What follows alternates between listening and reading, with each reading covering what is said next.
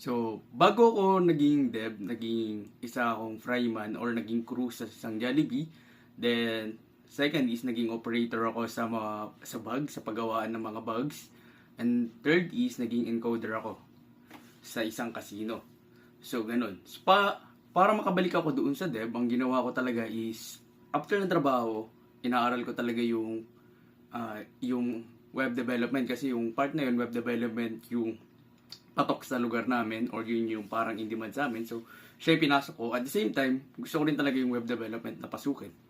So, yun. So, yung ginagawa ko talaga is naglalaan ako ng 2 oras para makapag-aral. Then, ayun.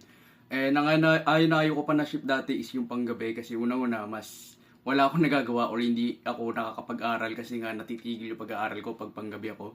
Kaya gusto ko dati lagi 8 to 5 or mid-shift para nakakapag-aral pa rin ako. So, yun yung mga naging work ko